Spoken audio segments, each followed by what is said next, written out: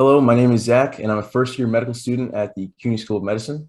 Hi, my name is Amar. I'm a rising senior and econ student at Case Western. Welcome to the MSX podcast, a show about a broad range of topics in medicine, from education to exploring research and contemplating future directions for the field. In each episode, we speak with leaders in the field to learn from their insight and expertise. So, in this week's episode, we are welcoming Gabriella Schmuter, a fourth year medical student at the CUNY School of Medicine pursuing ophthalmology. First of all, we want to thank you for coming on. Our first question we want to ask you, as a fellow student in an accelerated BSMD program, how did you figure out that you wanted to pursue medicine at such an early age? Yes. So Amar and Zach, hello. Thank you so much for having me on this podcast. I'm super excited to be here. I love what you're doing here. Please keep it up. Very, very excited. So yes, my name is Gabriella Schmuter, and I am in a 7-year BSMD located in New York City. It is challenging to think up front in high school how you want to try to basically enter medicine at such a young age. It's not always clear, even after college for many people or after many years of working to enter the medical field. So it is a challenge. For me, I guess throughout my life, I've just always had an affinity for the medical field. There's various people in my family who have pursued medicine in different ways. My own mom is an internal medicine physician. She actually completed medical school in Russia and then came here and repeated medical school to become an internal medicine physician in America. So, it's like watching that was very inspirational for me. In addition to always liking science-y type subjects throughout the years, probably English and science were always my favorite. So that's how I ended up kind of finalizing that I wanted to pursue medicine. Cool. And as an aspiring ophthalmologist, why did you choose ophthalmology, and why should other med students consider the field? Because it's the best. So ophthalmology is an incredible field. I really didn't discover it until medical school, of course. A lot of people sometimes have family members who are ophthalmologists and have a very early exposure to the field. But when I entered my first year of medical school, I realized that our medical school, although phenomenal, is relatively new, and there is some limited exposure to certain specialties such as ophthalmology. So when I was a first year medical student, I decided that I wanted to explore some of the more unique fields that maybe weren't conventionally seen throughout medical school. For example, if you look at your own school's curriculum, you'll see oftentimes certain core rotations like internal medicine, pediatrics. These are things that you will certainly probably have quite a bit of exposure to. But certain fields like ophthalmology, ENT, even dermatology, you really don't necessarily have direct exposure to. So anyways, so when I was a first year, I recognized this. So I didn't know any ophthalmologists or ENTs or dermatologists. So I just started cold emailing a bunch of different doctors in these fields just to shadow them, even for a few days. So I did shadow a bunch of different doctors, and one of them I shadowed was a wonderful cataract surgeon. And I went to the operating room, I saw my first cataract surgery, and man, that was it. I was totally hooked. I have never seen anything quite like it. It's incredible surgery on this extremely small and delicate part of the human body. And from that point on, I kind of was juggling around between these different fields, and I really decided to just go all in on ophthalmology straight from the first year of medical school. I like that there's surgery, there's clinic. Patients are incredibly happy with the results. Oftentimes, it's very impactful, meaningful work.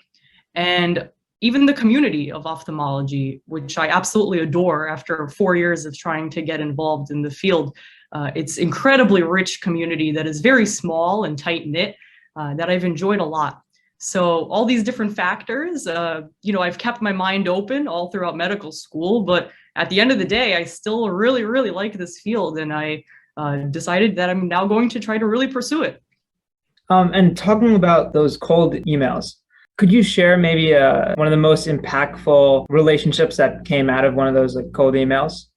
Yes. So part of the reason I kind of started so early in medical school, trying to find these different opportunities, cold emailing people, was because my school doesn't necessarily have a home program for certain fields like ophthalmology. We don't have a home department, home residency program. And that oftentimes can complicate things a little bit for people trying to pursue the field because they don't have connections or resources right at their school for that. So I was emailing to shadow, but then I also started cold emailing for research opportunities at the same time once I decided I liked ophthalmology in my first year.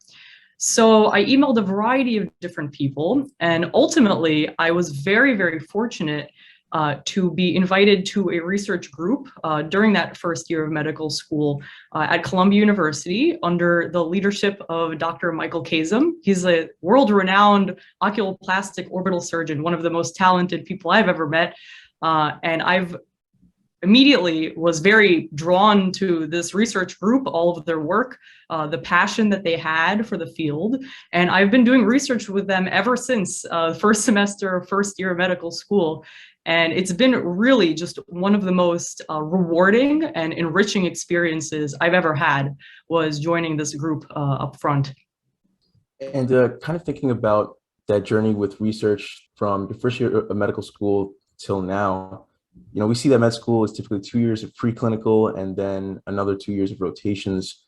We're wondering how you're able to do research in each of those phases and balance alongside, you know, your own medical school responsibilities. Yeah, great question. So I think something that definitely helps, it is challenging to try to balance everything, med school, having a life, going to the gym, seeing your family, you know, trying to do research, especially if you're trying to do one of these more competitive fields that require, you know, doing very well, doing a lot of research, knowing a lot of people. These are a lot of kind of hard work that has to go into it. How to balance it? I think something that really helps is starting as early as you possibly can. I know that's not always the best advice if you're literally a third or fourth year about to apply, but I think that's why I really advocate for, if you're a first year medical student or even a second year medical student, to try to just explore fields yourself by shadowing or cold emailing or whatever it may be. Because at that point, you will start to kind of narrow down what exactly you might really be interested in. And then you can narrow down your priorities based on that. And, you know, instead of just trying to do everything all the time, everywhere, you can really just kind of sift through opportunities a little bit to decide, is this really helping me get to my goals? Am I contributing with this effort? Is this impacting patients or research or the field or, things like that. You can kind of look more strategically, I guess, at the things that are on your plate, if that makes sense. Yeah, totally. And as you were doing those shadowings and patient interactions, could you share an experience that maybe solidified your interest in ophthalmology?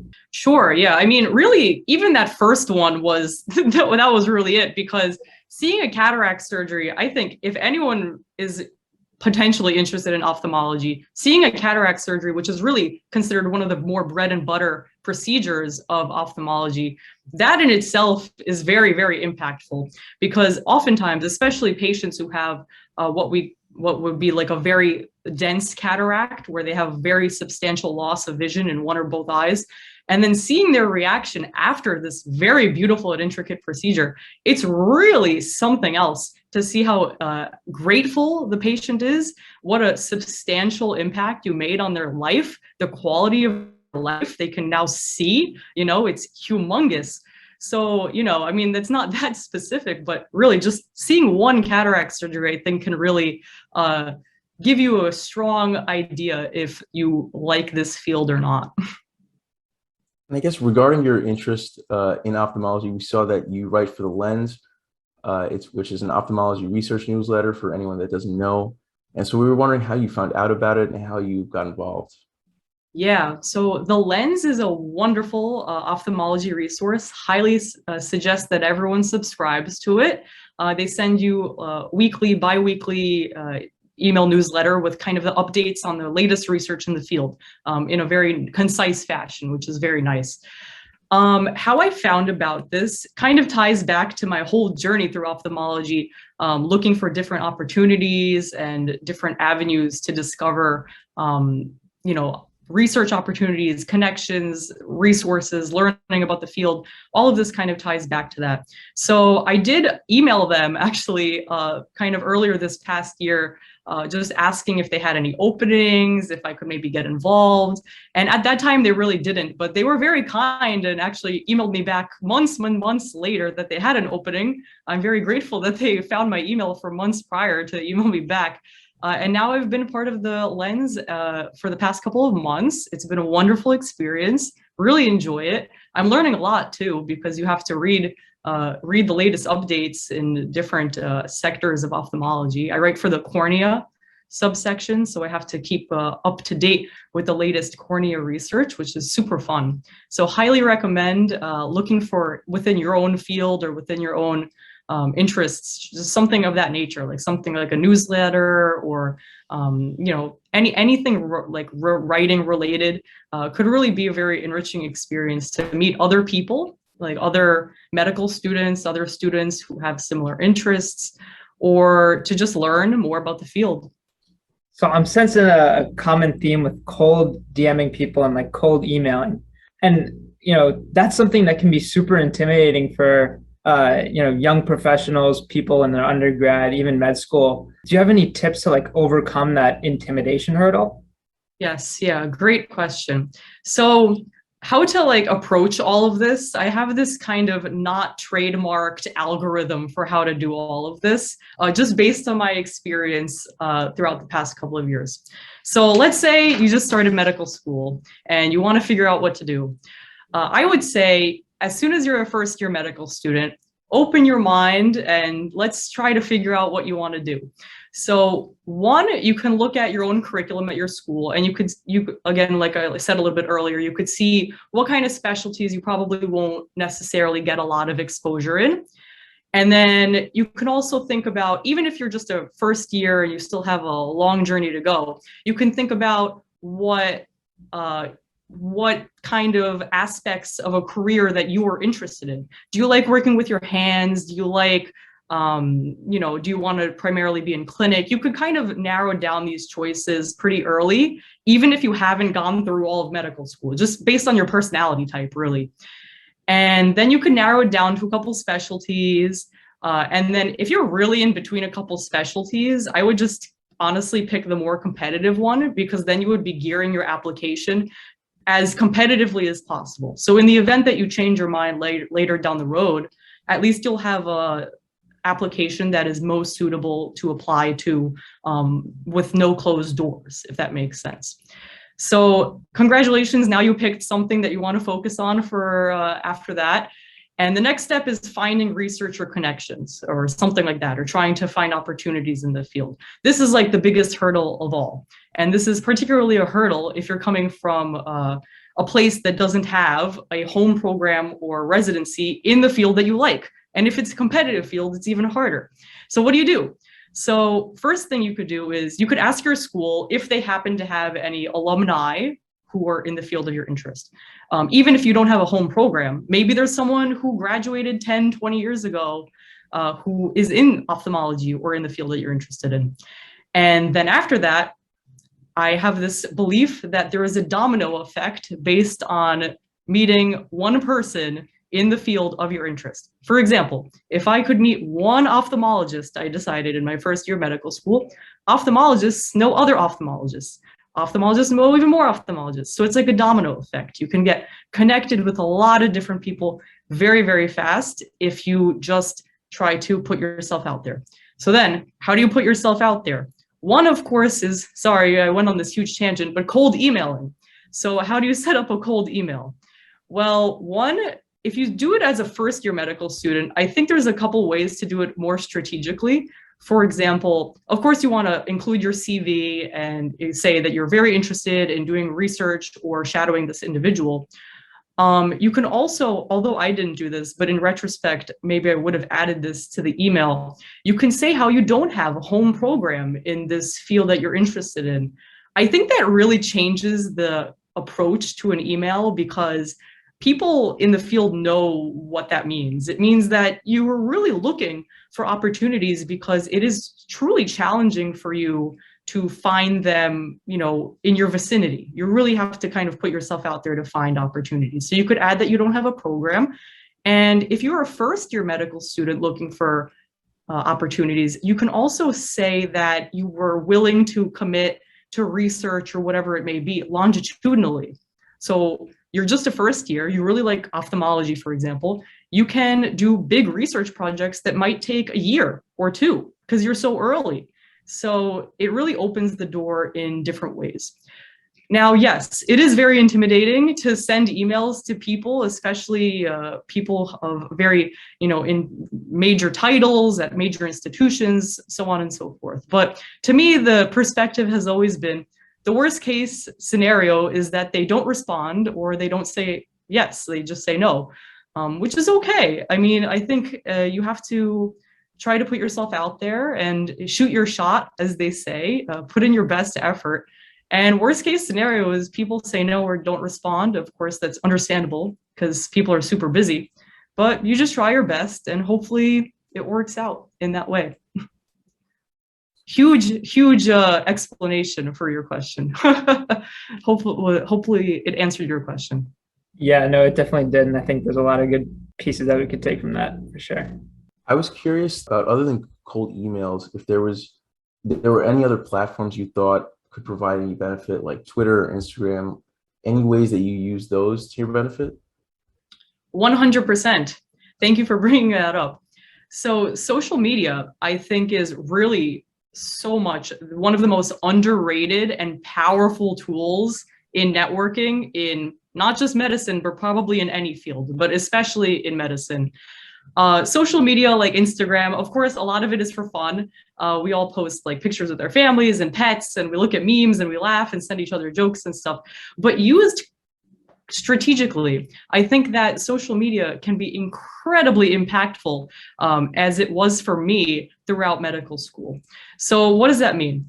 So in ophthalmology, for example, which is a very small field, there is a very rich community of ophthalmologists on social media, be it Twitter or Instagram, huge influx of working ophthalmologists, residents, residency programs, a lot of different people,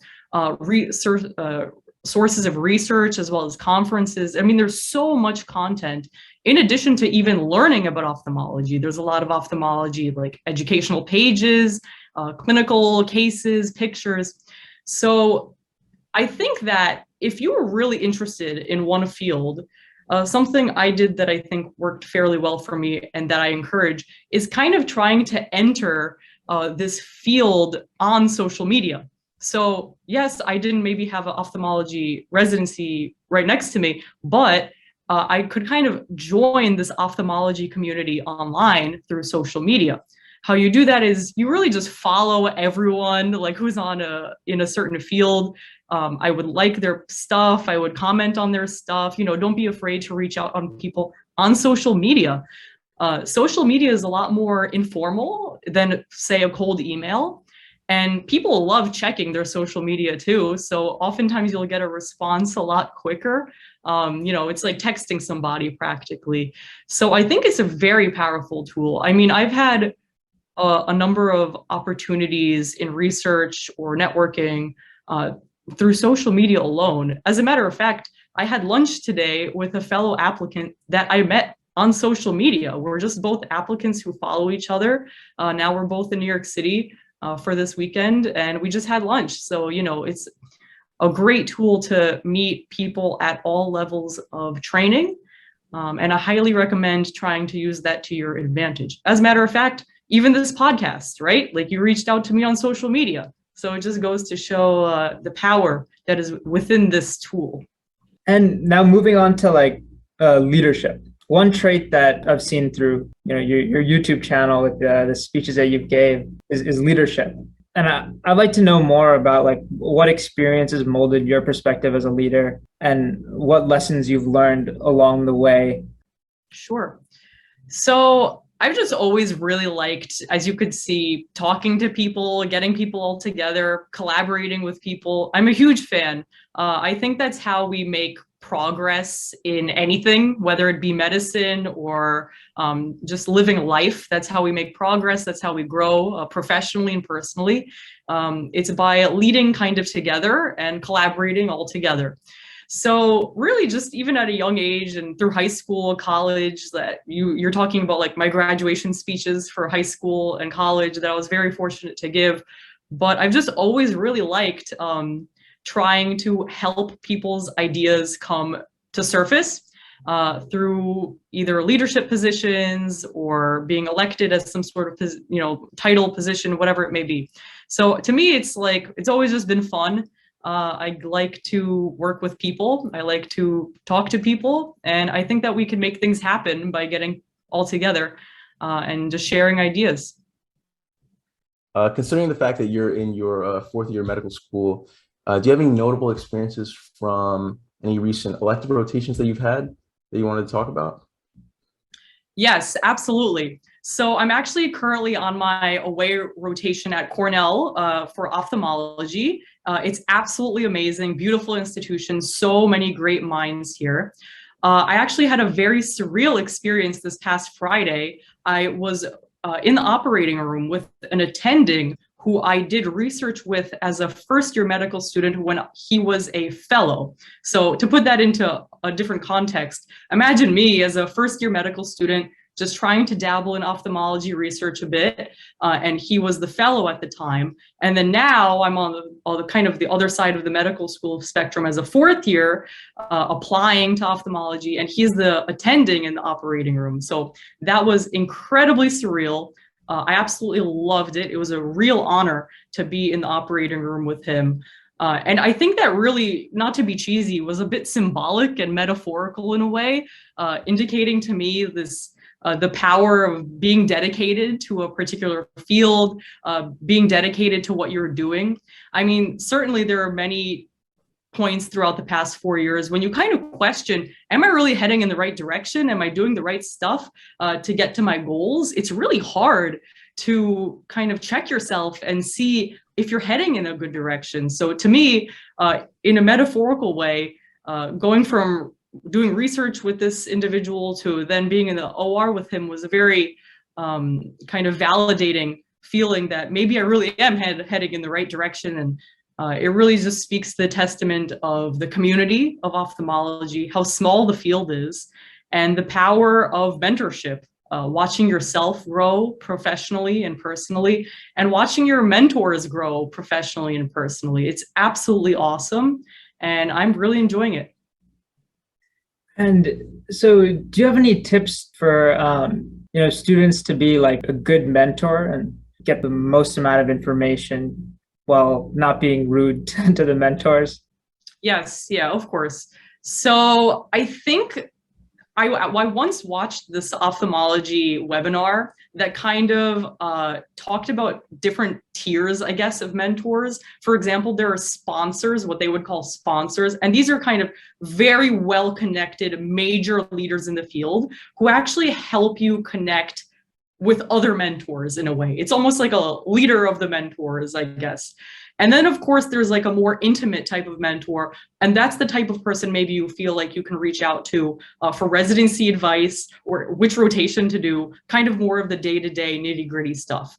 But certainly, I think from my own experience, it's very helpful to try to ask targeted questions. I mean, you don't necessarily want to go up to someone who's super duper busy and say, what do I do? Try to have targeted questions about what you feel might be the next step, or based on your experience, if you need some advice in some different way. And a lot of this advice, actually, a lot of it is available through resources such as social media or online. People post advice all the time. All these leading figures in ophthalmology and in different fields, they tell you what they would do differently in the past, what they recommend you do for residency application, what they recommend you do in medical school to help your application or to meet other people. So there are different sources of advice for sure. But I really recommend trying to find as many mentors, I guess. I use the term mentor very loosely. I think everyone who I've ever met in ophthalmology is in some way my mentor. Even the people I shadowed for a few days, they're already my mentor. I accept them as a mentor because to me, they gave me an opportunity in the field that has allowed me to develop the interest. I'd love to talk about some of the advice that's online, but maybe from a different lens, some of the advice that you provide about food. I was reading your food blog before this, and I'd love to explore how maybe writing has had an impact on your life and how your writing process has changed. You're writing for the food blog, for the newsletter and research. I'd love to hear more about that. Totally. So the food blog, I really started just for fun when I started college in like 2015 or 2016. Living in New York City, one of the best cities, I think, in the whole entire world. There's so much food here. And, the food is really good looking too. And you want to take a picture and post it. Everyone loves this, especially on Instagram. So I started it originally under that premise. And I've just kept with it ever since. It's super fun. It's mostly photography now. I did have a period of time where I wrote more of reviews. Sometimes I still do kind of just like loose reviews of different places. But writing, I think, has definitely been a major part of my life. I've really enjoyed writing. I hope to one day write a book or two. Don't know what it's about yet. Maybe check back with me in like 10 years and then I'll let you know. But writing, I think, is a very important skill. And I think it's one that has a lot of impact in medicine as well. And not only translates over in hobbies like a food blog, but into also more serious endeavors such as research. Being a good writer in research, although it's a completely different form of writing, is really important. And I think can really impact of course, the quality of your papers and even like the acceptance of a paper based on the writing and how well it is, articulated in that regard. So considering the amount of writing that you've done specifically in research, we were wondering how you optimize those types of papers into, publishing vast volumes of work as you did. We were wondering, what was that like during your time in medical school? Sure. Yeah. I mean, vast volumes is like a very, very generous term. I wouldn't say vast volumes, but yeah, I mean, I've definitely tried to publish as much as I can throughout my time in medical school. Benefit of starting early for sure is you have the time to try to publish and do as many research projects as possible in 4 years, as opposed to trying to crunch it out in maybe a year or a few months. So research, I think how to be very efficient is you can kind of look at research in a few different types of tiers of projects. So one, there's like larger projects, such as things that require chart review or active data collection that can often take a lot more time, of course, to not only collect the information, but to write up the manuscript. And of course, if it's a larger type of paper, like an original investigation, you really need to have quite a substantial amount of time to review that paper and have it adequately reviewed back from a journal and submitted. So that takes more time. That's something I did, for example, more so in my first couple of years of medical school. But there are other aspects of research that could be approached in maybe a smaller length of time. For example, case reports that can usually be addressed in a faster time frame. In addition, something I think that is oftentimes a little bit overlooked is the ability to write smaller pieces such as letters to the editor. I've published a few of them myself. I've also collaborated with like fellow classmates at my medical school, or even people I met through social media on different smaller works like that. I think medical students often might have a little bit of an idea that perhaps our opinions do not hold as much weight in journals compared to, of course, active clinicians. But I do think that medical students' opinions certainly do carry some weight in contributing to the medical field. I mean, we are in medical school. We are experiencing what it is to be training in medicine. And certainly I think that if you have an idea or a perspective that you feel has meaning in the field, could maybe contribute positively to change in the field, then I think it's really worthwhile collaborating with classmates or trying to release a smaller piece such as that yourself even. And again, it's like goes back to worst case scenario is your paper or project is rejected, or they say no, or they don't, something like that. But I think it's really worth trying, if that answers your question. Definitely. And as we're beginning to wrap up, do you have any parting piece of advice, maybe a quote for younger students or undergrads looking to get into healthcare? Yes, I think as cheesy as it is, the number one thing you could possibly do for yourself is to believe that you actually can achieve it. For example, if you told me in the beginning of medical school that I would be in the position I am now, I really wouldn't believe it. I mean, I've had so many very fortunate experiences with different people in the field.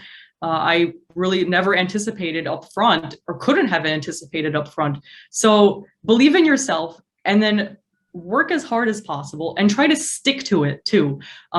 If it's working for you, just keep at it, stay dedicated to it, keep showing up, show up every day and just try to put your best foot forward. And then I think life has this funny way of eventually showing you that maybe you're actually heading in the right direction and things might really work out for you.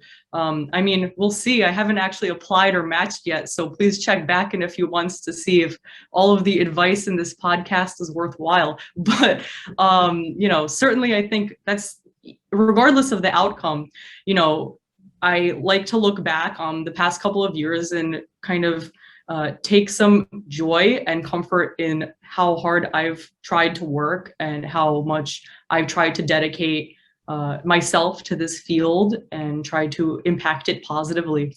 So to me, it's like, just go all in, believe in yourself, pick something, and then just go all in. Okay. All right. Well, thank you, Gabby. Best of luck in the match. And this has been the MSX podcast. Thank you very, very much for having me. It's been an honor.